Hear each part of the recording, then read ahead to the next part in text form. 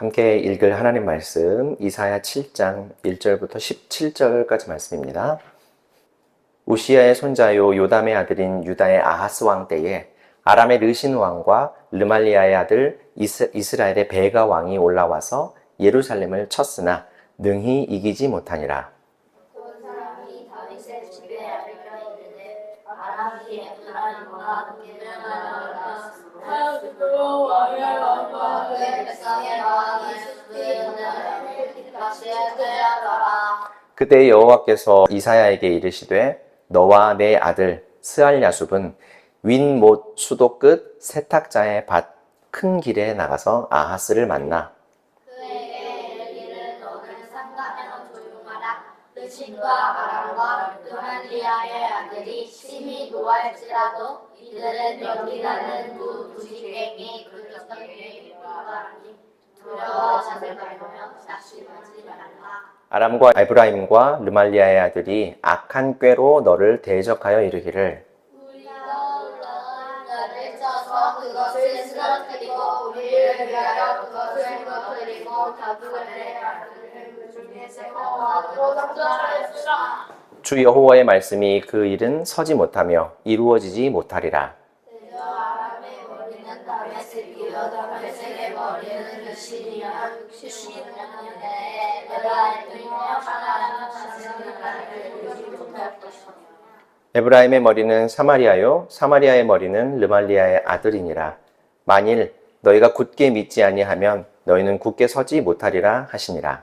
여호와께서 또 아하스에게 말씀하여 이르시되 너는 내 하나님 여호와께 한 징조를 구하되 깊은 데에서든지 높은 데에서든지 구하라 하시니 아하스가 이르되 나는 구하지 아니하리라. 나는 여호와를 시험하지 아니하리라 하시니라. 이사야가 이르되 다윗의 집이여 원하건대 들을지어다. 너희가 사람을 괴롭히고서 그것을 작은 일로 여겨 또 나의 하나님을 괴롭히려 하느냐. 그러므로 주께서 친히 징조를 너희에게 주실 것이라. 보라, 처녀가 이르하여 아들을 낳을 것이요 그의 이름을 임마누엘이라 하니라. 그가 악을 버리며 선을 택할 줄 알 때가 되면 엉긴 적과 꿀을 먹을 것이라. 저희 아이가 악을 버리며 선을 선택할 줄 알기 전에 내가 미워하는 왕의 딸이 황폐하게 함께 읽습니다. 여호와께서 에브라임이 유다를 떠날 때부터 당하여 보지 못한 날을 너와 내 백성과 내 아버지 집에 임하게 하시리니 곧 아수르 왕이 오는 날이니라. 아멘. 오늘 우리가 함께 읽은 이 이사야 7장은 이런 말로 시작하죠. 우시야의 손자 요담의 아들 유다의 아하스 왕이 다스릴 때 있었던 일입니다. 아람의 왕, 아람은 지금의 시리아예요. 아람의 왕 르신이 르말리아의 아들인 북이스라엘 왕국의 베가 왕과 함께 남쪽 유다 왕국의 예루살렘을 치려고 올라왔지만 정복할 수가 없었다. 이런 뜻입니다. 몇 번 말씀드렸지만 성경은 역사책이 아니에요. 이 말은 성경에 기록된 역사적인 기록은 역사적 사실 그 자체를 알리기 위해서 기록되었다라기보다는 하나님의 메시지를 좀 더 잘 이해하도록 첨부한 내용이다라는 것이죠. 물론 그렇다고 해서 역사적인 기록이 사실이 아니다. 그 말은 조작된 것이다 라는 말은 아닙니다. 사실이지만 똑같은 역사적 기록이라 할지라도 일반 역사에서 보는 관점과 성경이 보는 관점이 다르다라는 것을 우리가 알아야 된다는 것이죠. 가장 확신한 예를 보면 예수님에 대한 일반 역사의 관점과 성경의 관점은 판이하게 다릅니다. 일반 역사에서 예수님은 석가모니와 공자와 소크라테스와 더불어서 4대 성인으로 알려져 있죠. 인류 역사를 통틀어서 위대하고 참 본받을 만한 4명의 위인의 반열에 우리 예수님을 올린 것은 분명 대단한 일이긴 하지만 성경은 예수님을 단지 4대 성인 정도로만 소개하고 있지는 않아요.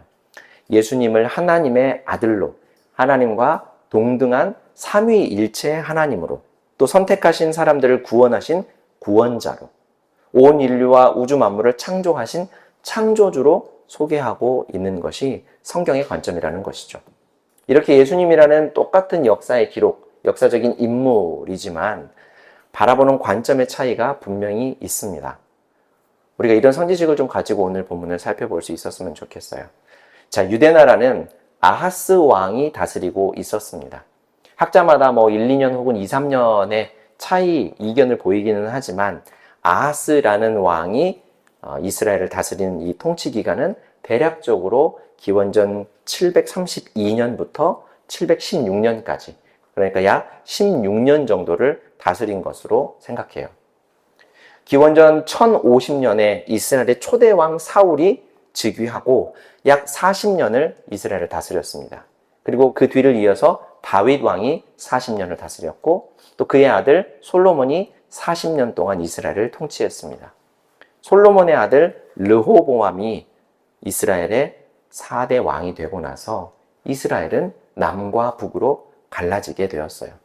그 이유는 전쟁을 많이 하면서 나라를 부강하게 만들었던 다윗 왕의 때와 또 그의 아들 솔로몬의 시대를 거치면서 이스라엘은 유례 없이 넓은 영토를 가졌고 또 강력한 힘을 갖게 되었지만 여기에 반해 잦은 전쟁 때문에 백성들은 많이 그들의 삶이 힘들었습니다.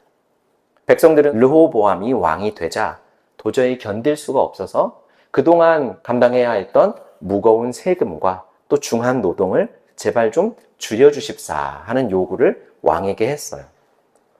하지만 그는 힘이 덜 들기 때문에 덜 힘들어서 지금 이런 불평을 한다라는 식으로 판단하고 오히려 더 가혹하고 더 중한 노동을 시키게 되었습니다. 그리고 그 결과 기원전 922년경에 이스라엘은 남과 북으로 갈라지게 되었죠. 이스라엘 백성은 야곱의 12아들을 토대로 12지파로 구성이 되어 있습니다. 보면 르우벤, 시므온, 레위, 유다, 단, 납달리, 갓, 아셀, 이사갈, 스불론, 요셉, 베냐민, 이렇게 12지파가 있었는데 지파라고 하는 것은 부족이라고 생각하면 쉽긴 하지만 단지 부족이라고만 하기에는 좀 무리가 있어요. 각각 하나님을 섬기는 제사 때 맡았던 역할들이 좀 달랐고요. 또 배당된 가나안 땅에 살아가던 구역도 달랐습니다. 또 하나님의 구원 역사에서 맡겨진 역할들의 차이도 분명하게 있었고 또 같은 지파를 이룬 구성원이 모두 다 혈연 관계로만 이루어지지는 않았기 때문에 단지 부족이라고 설명하기에는 다소 무리가 있기는 하지만 우리가 편의상, 이해하기 편의상 부족이라고 생각하면 좋을 것 같아요. 자, 12지파가 사울, 다윗, 솔로몬 왕을 거쳐서 이스라엘의 4대 왕 르호보암 시대에 유다와 베냐민은 남쪽 유다 왕국이라는 나라로 떨어져 나갔고 나머지 10지파는 북쪽 이스라엘 왕국으로 나뉘어서 살게 되었던 겁니다. 그 이후로 북왕국 이스라엘은 지도력이 있는 왕들이 자신들의 왕조를 세우려고 고군분투하면서 연이어 새로운 왕조들이 막 나오고 다스리게 되었고 남왕국 유다는 다윗 왕조가 계속해서 다스리게 되었어요. 200여 년이 흘러서 주전 735년부터 733년경에 남왕국 유다는 크게 위기를 맞게 됩니다. 이 당시 유다 주변에서 가장 강력한 나라였고 또 유다와 그 주변에 있는 나라들에게 영향을 끼치고 있는 나라는 아수르, 성경에서는 아수르라고 하는데 우리 일반 역사에서는 아시리아라고 하죠. 그 나라가 가장 강력한 나라였어요.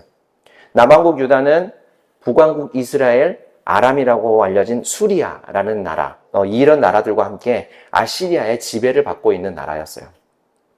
그러던 어느 날에 북왕국 이스라엘과 아람, 그러니까 수리아죠. 이 아람은 두 나라가 연합해서 아시리아의 반기를 들기로 결정을 했습니다. 그러니까 독립하기로 모의를 한 것이죠. 하지만 아시리아가 워낙 강력했기 때문에 두 나라의 힘만으로는 좀 부족했던 모양이에요. 그래서 생각했던 것이 남왕국 유다를 우리 편으로 끌어들이자라는 계획이었습니다. 유다가 강력한 나라는 아니었지만 한 나라가 아쉬운 이 두 나라는 유다에게 손을 내밀었어요. 200년 이상 나뉘어 다른 나라로 살기는 했지만 그래도 북왕국과 남왕국은 동족이었기 때문에 충분히 가능성이 있다라고 생각했던 것이죠. 그런데 남왕국 왕 아하스는 다른 생각을 했던 것 같아요. 만약 아시리아의 반기를 들었다가 독립을 위해 전쟁을 했다가 그게 성공하지 못하면 도리어 아시리아의 적이 되고 큰 공격을 받게 되기 뻔했기 때문에 북왕국과 아람의 연합군 제안을 거절했어요. 하지만 북왕국 이스라엘과 아람도 사정이 급했기 때문에 강제로라도 남왕국을 참전시켜야겠다라는 생각을 하고 남왕국을 침공하기에 이릅니다. 그리고 자신들의 제안을 거부한 이 아하스를 왕의 자리에서 끌어내리고 자신들의 말을 들어줄, 자신들에게 협조를 해줄 인물을 왕으로 세워야겠다라는 계획을 하게 되죠. 재밌는 사실은 1절에서 북왕국과 아람이 남왕국을 쳤지만 성공하지 못했다라는 얘기를 미리 하고 있어요. 이 글을 기록한 이사야 선지자는 이미 지난 후에 이 글을 쓴 것이기는 하지만 결과를 알고 기록한 것이기는 하지만 한편으로 이미 결과를 알려주면 이야기의 흥미가, 읽는 사람에게 이야기의 흥미가 떨어지지 않겠어요? 그럼에도 불구하고 기록하고 있는 것은, 이렇게 미리 능히 이기지 못하였다라고 기록하고 있는 것은 남왕국의 운명과 지금 이 글을 읽고 있는 우리들의 운명이 하나님의 손에 달려있고 하나님은 우리들의 미래, 우리들의 결과를 이미 알고 계시다라고 하는 정보를 주고 있는 거예요. 자, 그러던 중에 하나님은 이사야 선지자에게 말씀하십니다. 너와 내 아들 스알야숲은 윗못 수도 끝 세탁자의 밭 큰 길에서 아하스 왕을 만나서 내 말을 전해라. 그리고 오늘 본문 3절부터 9절이 이사야에게 하신 하나님의 구체적인 말씀인데 그 내용을 간단하게 요약하면 아하스를 찾아가서 너는 겁내지 말아라 라고 얘기해라. 북왕국과 아람이 쳐들어와서 너를 끌어내리고 새로운 왕을 세워서 아시리아와의 전쟁에 강제로 끌어들이려고 하는 계획, 그 계획은 절대로 성공하지 못할 거다. 시리아, 북왕국, 아람, 어느 나라든지 눈에 보이는 힘에 불복하거나 의지하지 말고 나를 믿어라. 믿음 안에 굳게 서고 두려워서 떨지 말아라. 이런 얘기를 하나님은 이사야를 통해 아하스 왕에게 전달하라고 하십니다.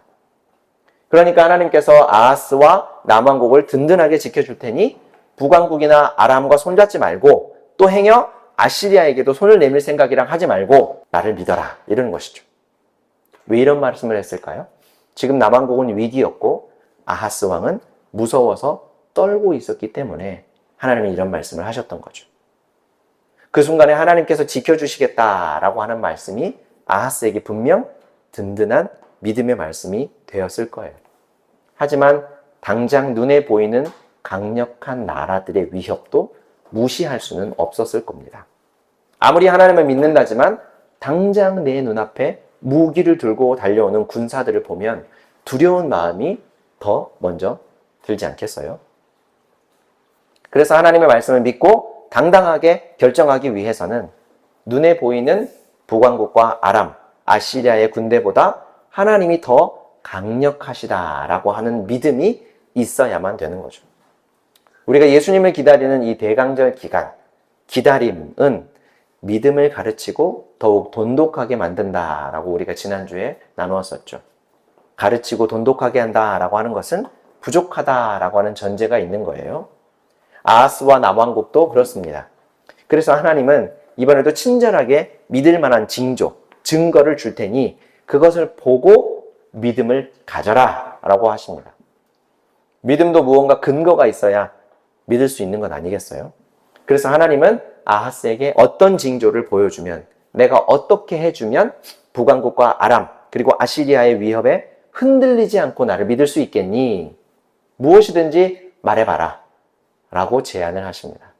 11절 말씀 우리 같이 한번 읽어볼게요. 너는 주 너의 하나님에게 징조를 보여달라고 부탁하여라. 저 깊은 곳 스올에 있는 것이든 저 위 높은 곳에 있는 것이든 무엇이든지 보여달라고 하여라. 하나님의 능력에는 한계가 없으니 깊은 곳에서 일어나는 일이든지 아니면 높은 곳에서 일어나는 일이든지 무엇이든지 구해봐라 라고 해요.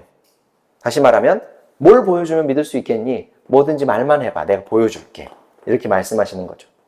이에 아하스 왕은 아닙니다. 저는 징조를 구하지 않고 하나님을 시험하지 않겠습니다. 라고 말을 해요. 언뜻 보면 징조를 구하지 않아도 하나님을 제가 믿습니다. 제가 어떻게 하나님을 감히 시험하겠습니까? 라고 믿음의 말을 하는 것 같아 보이지만 사실은 그렇지 않아요. 오늘 본문과 같은 사건을 기록한 열왕기하 16장 7절부터 9절 말씀을 우리 같이 한번 읽어볼게요. 아하스는 아시리아의 디글랏 빌레셀 왕에게 전령을 보내어 이렇게 말하였다. 나는 임금님의 신하이며 아들입니다. 올라오셔서 나를 공격하고 있는 시리아 왕과 이스라엘 왕의 손에서 나를 구원하여 주십시오. 그런 다음에 아하스는 주님의 성전과 왕궁의 보물 창고에 있는 금과 은을 모두 꺼내어 아시리아 왕에게 선물로 보냈다. 아시리아의 왕이 그의 요청을 듣고 다마스쿠스로 진군하여 올라와서는 그 성을 함락시켰다. 그리고 그 주민을 길로 잡아가고 르시는 살해하였다. 이 다마스쿠스는 아람, 수리아를 말해요. 아하스는 북왕국과 아람의 동맹 요청을 거절하고 그들의 공격에 대응하기 위해 어떻게 했다고 그래요? 오히려 아시리아를 찾아가서 그들에게 도움을 요청했다고 그러죠. 나를 구원하여 주십시오. 이렇게 얘기했던 거예요. 이스라엘의 왕의 손에서 그리고 시리아의 왕의 손에서 나를 구원하여 주십시오. 이렇게 비굴하게 빌었다는 겁니다. 아하스는 왕궁의 여러 가지 보물과 더불어서 하나님께 예배하는 성전의 보물까지 몽땅 다 끄집어내서 아시리아 왕에게 조공으로 보내면서 그에게 간절하게 요청을 했다 그래요. 그러니까 아하스 왕은 애초부터 하나님을 믿고 위기를 극복하려고 했던 생각이 전혀 없었고 종주국이었던 아시리아의 왕에게 잘 보여서 위기를 극복하려고 했던 계획을 가지고 있었던 거죠. 아하스 왕은 의리도 없고 용기도 없고 무엇보다 믿음도 없는 왕이었어요. 이로부터 10년 후인 722년에 북왕국은 아시리아에게 멸망을 당하게 되는데 아하스 왕의 결정이 한민족이었던 자기 동족이었던 북왕국의 멸망에 빌미를 제공한 꼴이 되었던 겁니다. 하나님은 이웃을 내 몸처럼 사랑하라 라고 하셨죠.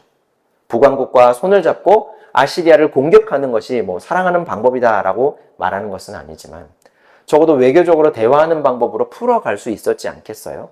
그런데 아시리아에 많은 선물을 가져다 바치면서 정보를 준다라고 하는 것은 분명 형제의 나라의 계획을 알려서 그들을 곤경에 빠뜨리는 행위인 것이죠.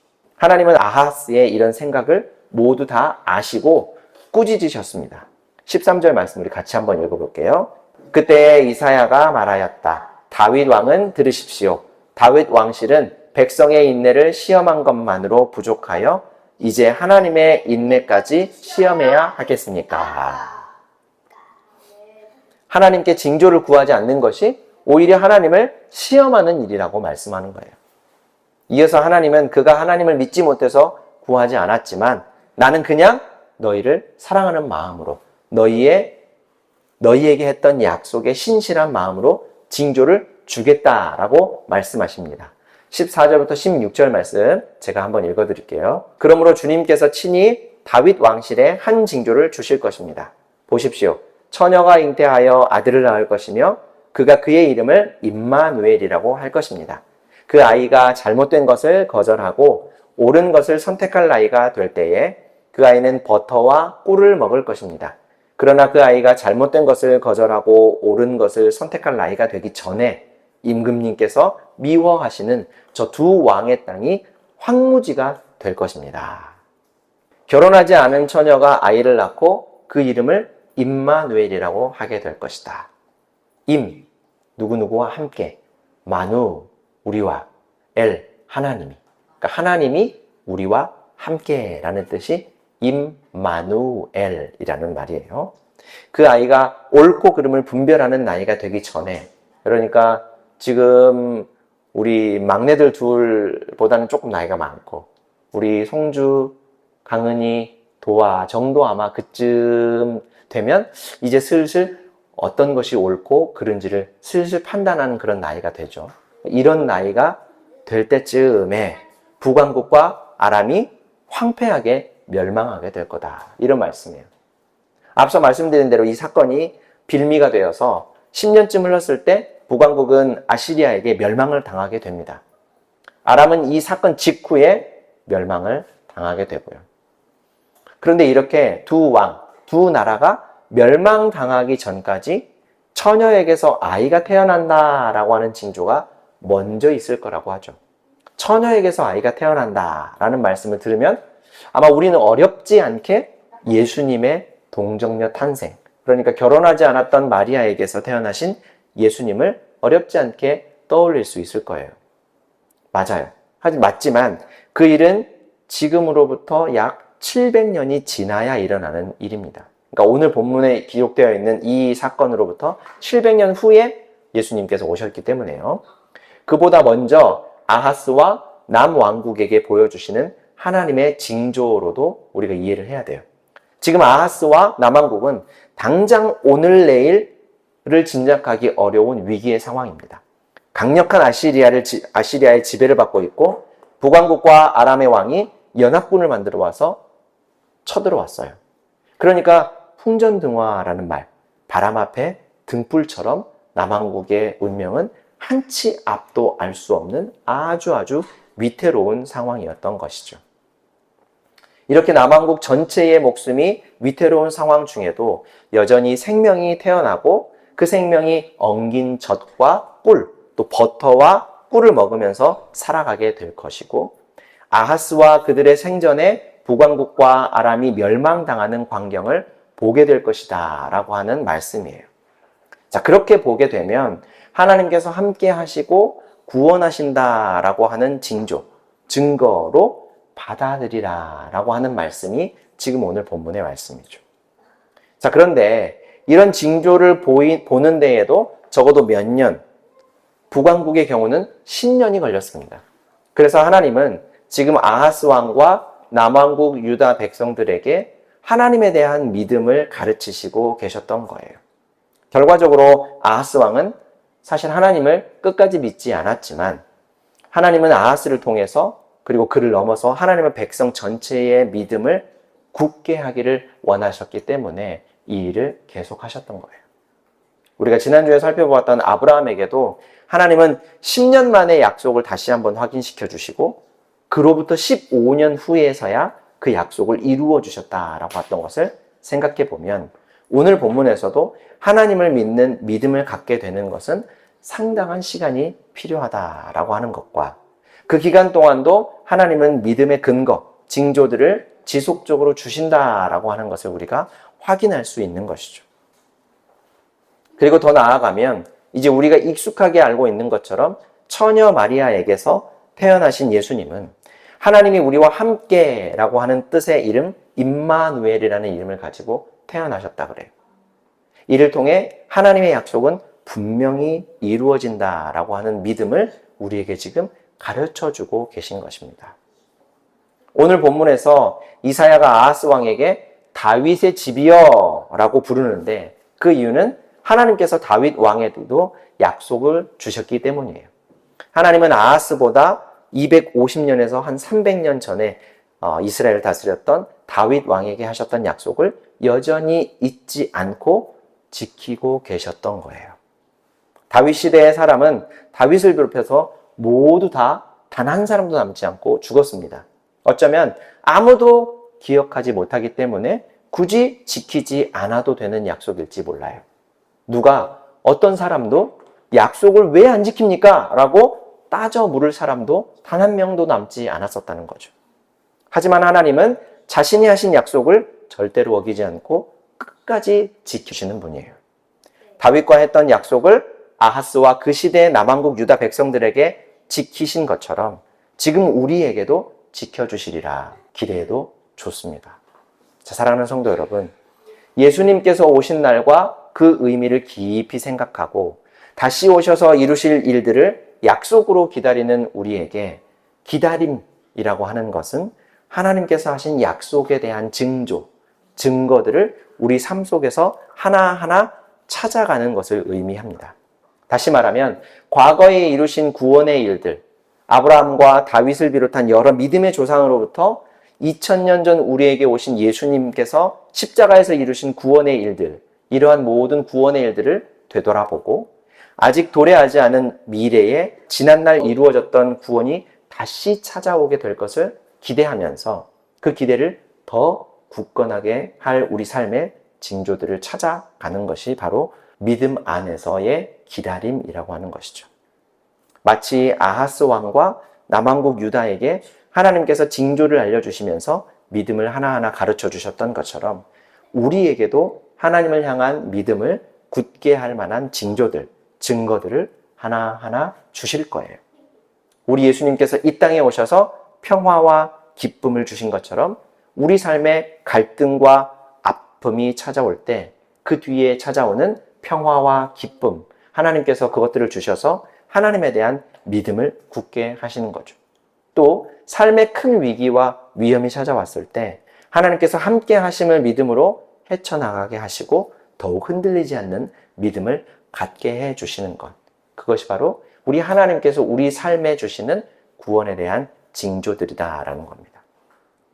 자, 그러다 보면 10년이 지나고 15년이 지났을 때 우리를 향한 하나님의 사랑과 은혜를 우리는 더 많이 발견하게 될 것이고 그래서 우리의 믿음이 든든해지고 있다라는 것을 깨닫게 될 것입니다. 주님을 기다리는 하루하루가 하나님의 약속이 차근차근 이루어져가는 과정이 되어서 기다림이 기대와 소망이 되고 하나님을 향한 우리의 믿음이 더욱더 든든해지는 삶을 사시기를 주님의 이름으로 축원합니다. 거룩하신 하나님 우리 아버지, 오늘도 말씀을 통해 주의 은혜 알게 하시니 참 감사합니다. 영원전부터 계획된 우리를 향한 하나님의 구원 계획이 오랜 시간이 지나왔지만 지금도 변함없이 실행되고 있음을 확인하면서 감사와 찬송을 드립니다. 기다림을 통해 아브라함의 믿음을 굳게 하셨던 것처럼 이스라엘에게 징조와 증표를 주시면서 하나님의 구원을 기대하고 믿게 하신 것처럼 다윗에게 하신 약속을 변함없이 지켜주신 것처럼 우리에게도 굳은 믿음을 주옵소서. 우리들의 삶에서 벌어지는 수많은 일들을 통해 하나님의 약속의 징조들을 확인하며 굳은 믿음을 갖게 하여 주옵소서. 그래서 우리 주님을 기다리는 우리들의 삶이 기대와 소망으로 가득하게 하시고 함께 하시는 하나님을 깨달을 때마다 찬송과 감사가 넘쳐나게 하여 주옵소서. 예수님의 이름으로 기도합니다. 아멘.